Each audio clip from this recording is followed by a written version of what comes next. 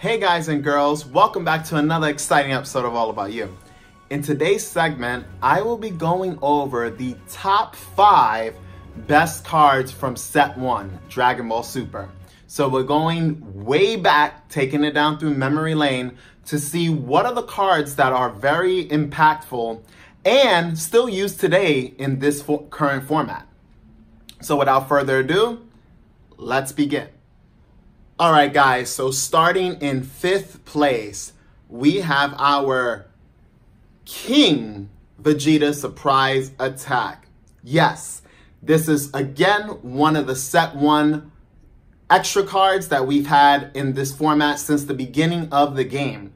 This card has seen so much play throughout each set and throughout each format, going back from when we were playing in the beginning using our generic blockers, when we were using this bad boy, so we were able to KO our opponent's cards during their turn, just more of an effective means of getting rid of their board.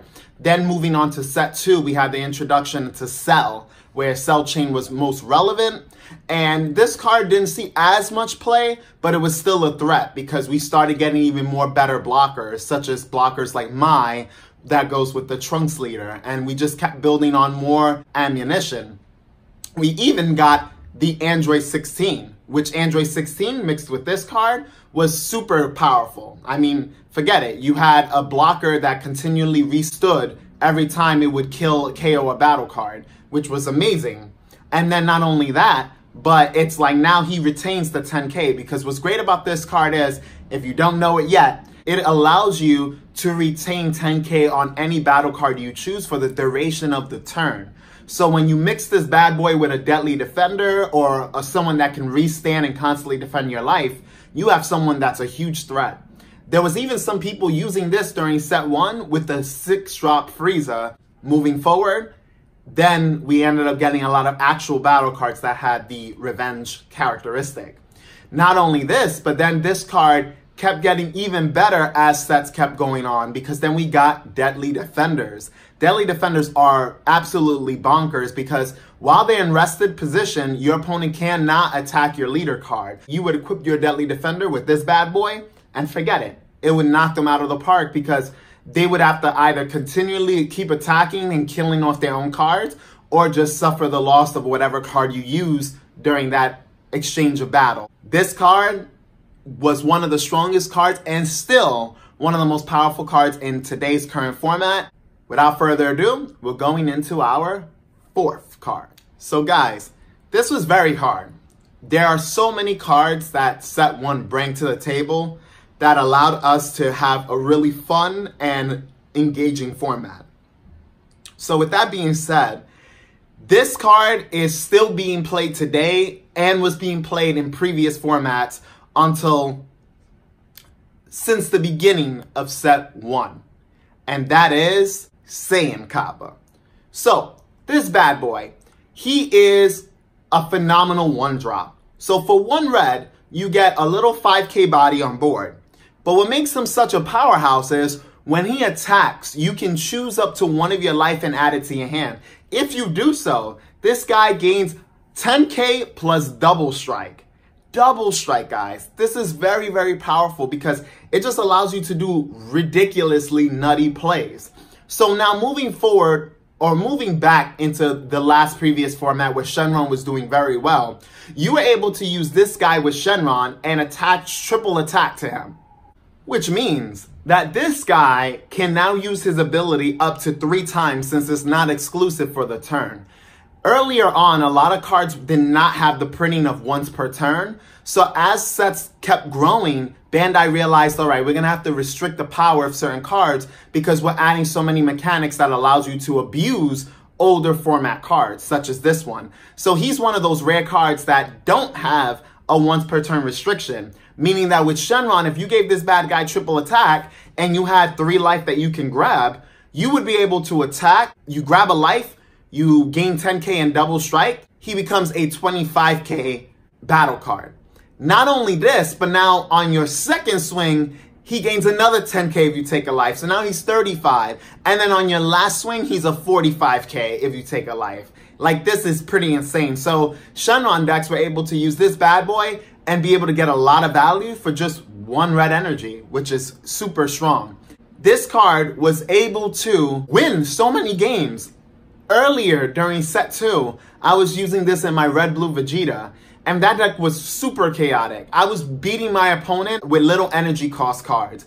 I would basically play a bunch of cards that would just tutor and filter and draw me cards, and then I would use this bad boy as a KO, as a finisher. I would use my Vegeta leader, crit their life down, and then once they were down so low, use him to finish it off, which was insane, and it would give me so much advantage during gameplay. But, as you guys already saw, he was one of the most iconic cards, still very good in today's format. Many players are still using this bad boy as a finisher, especially in the red-blue oriented decks. And he has his place even in the most iconic standard decks, Broly. Without further ado, let's move on to number 3. Now, this card has impacted the format in so many different ways. In fact, it is borderline unfair, and the majority of players know that when you have this card and a finished turn or a finished attack, I may say, the game is GG. And if now you don't know what I'm talking about, get ready to see the Bad Ring Laser. This card says if your opponent is in game range, it's game over. At any moment, if your opponent activates a counter card during any time, you may play this card, place one yellow card from your hand to the drop area. In that case, you negate the counter. That means negates cannot be used. Any card that has a counter will be negated due to this card's skill. That is one of the most powerful mechanics in the game because there are very few cards like this currently printed, and right now we're moving on to set 6, and this card is still one of the most dominant cards in the format. So, normally what a lot of people like to do is your opponent is in game range with one final attack, whether they're on 1 life, 2 life, 3 life, depending on what kind of attacker you have on board. You set it up, you go in for the attack, your opponent uses a negate card, you use this card, and you win the game. Because there's only one negate timing, meaning that you can only negate once per attack. And once your card is negated, you can't use another negate. So you're already going into the exchange of battle, which means that your opponent can essentially just push your shit in. So with that being said, this card gives you the opportunity to steal so many games. Not only this, but during the Shenron format, when players would give their guy triple attack, it didn't matter how many negate cards you had, because if the Shenron player had this one bad boy, it was over. The blue, yellow, black Shenron decks were very strong because they would just try to go G to you and then just have this up ready so they could just win the game.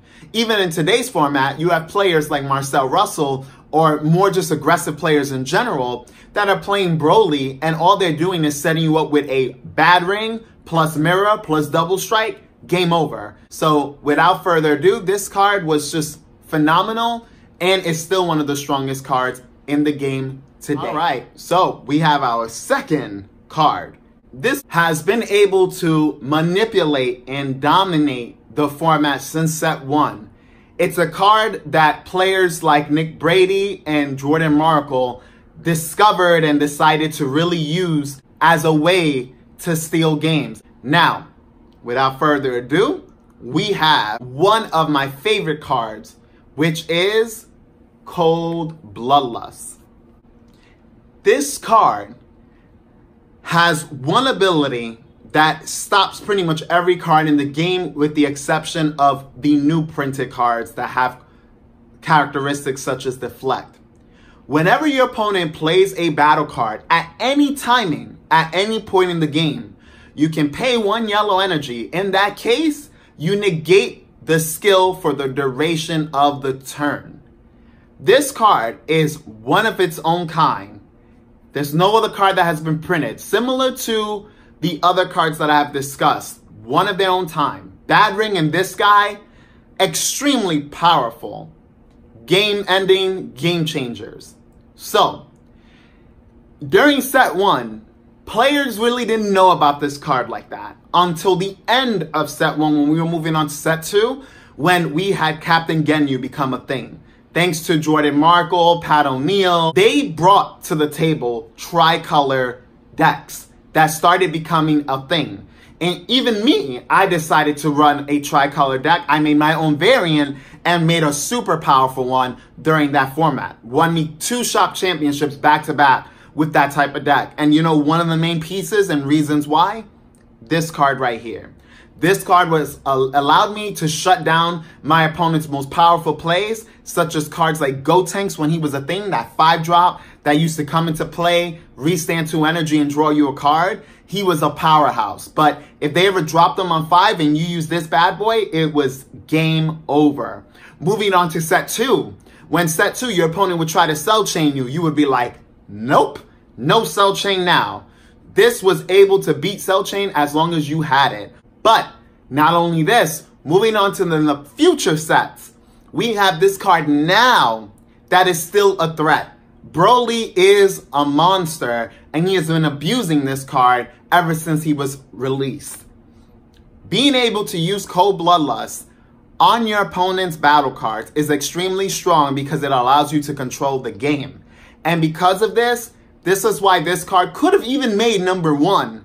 But the only reason why I didn't make number 1 was because this card, during the duration of its time printed, did lose some playability. There were formats where this card wasn't being played that heavily because of cards like Chronoa, which stopped Shugesh-based decks, which means that most Shugesh-based decks were not being used, which means that Cold Bloodlust lost a lot of playability there since that was one of the main cards being used with it. So this card had its moments when it wasn't being played, but overall, when you see it, it's going to affect the game greatly. Now, moving on to number 1. If you haven't guessed it by now, it's a card that even players wanted it banned at one point. People were so mad that there was one particular mechanic being abused, and not only abused in the offense manner, but it was also being abused defensively. And if you haven't guessed, it's Senzu Bean. Senzu Bean has been one of the cards that has stood out throughout the entirety of the game. Since set 1, many players felt that blue was the strongest. Moving on to set 2, with the printing of Unyielding Trunks, players were like, oh my god, like we have 8 cards that we have to worry that generate energy and allows you to extend your turns. Not good. Not good at all. Well, this card was the start of all of that. It was the beginning of when games were able to be manipulated and abused based off of you using your energy as a means of playing constant threats on the board. Senzu Bean has the defensive capability. 1, when you activate it, you can restand 1 additional energy, and you give a battle card or your leader card 5k for the duration of the turn. Not just for the battle, but the turn. So when you use this card defensively on your leader, you essentially make your leader from a 10k leader to a 15k permanent leader for that turn, or from a 15k to a 20k permanent leader for that turn, which means that it's harder for your opponent to get in attacks while they can. It allows you to extend plays and go into bigger plays while being able to give you extra additional attack and additional defense if you're using it during your opponent's turn. This card has been played since set 1, has been one of the main cards in every blue deck. I used to make a statement, and I made that statement about different cards. If you're not playing 4, you're bad. That was a catchphrase that ended up becoming iconic to the game, and it was due to cards like this. If you're not playing 4 and you're playing a deck that revolves around this card, you already know. This has been a trip through memory lane. I decided to do a set 1 preview of the best cards. Now, we've had some other notable mentions. Whis Coercion. Whis Coercion is still being played in today's format. It's one of the best cards, and it allows you to get a lot of bang for your buck because you're able to negate your opponent and then still restand an energy, so it's a free negate essentially. That's a very strong card. We also had other notable mentions, such as Champa. the 3-drop that gives you double strike. Now, the only reason why he didn't meet this list is because moving on to the future sets where I'm going to be going over the top 5 for that set, there's another card that does the same thing as him, and I would like to include that in the top 5 because that set, unfortunately, did not have too many game-breaking cards. So yes, guys, I know a lot of you are going to be saying, where's my boy Champa? You didn't have him up on there. He gives you double strike. He can close in games. He was in a lot of the top decks. Even now, you have players using 1 to 2 copies, 3 copies like Marcel Russell. He's still using that Champa card in today's format. But again, the reason why I did not put him up there is because he's going to be saved, or a similar effect is going to be saved for a future video. There have been many, many powerful cards in this game's history, and it's amazing that right now we're going on to set 6 in such a short time. It's something that we as players, especially the players who started since day 1, since set 1, can appreciate and also can actually see how the format did change. It's completely different since set 1. Set 1 was all about managing your resources properly, making sure that if you put pressure, you defended yourself well enough. It was about 1-2 plays, like you would play 1 card or 2 cards per turn. Nothing too crazy unless you assembled 7, 8, 9, 10 energy, like when people were playing the Whis decks that were playing the 12-drop. Like, it was just a much slower paced game, but still had very powerful cards. There were cards like Prince Vegeta that allowed you to draw 2 for 5 energy. That was strong during those times. But now, that card doesn't see no play. A lot of cards don't see any play anymore because the game has changed. It's no longer the same. I will be doing more videos like this in this fashion where I talk about the best cards of the set. If you guys have any questions, leave it in the comment section below because I will definitely take a look and respond as soon as possible. Leave your top 5. Maybe some of the cards you want to switch out. I gave my reasonings as to why those were my top 5 and in the order that I displayed it. Let me hear your thoughts. Again, thank you all for watching, and as always, this channel is all about you.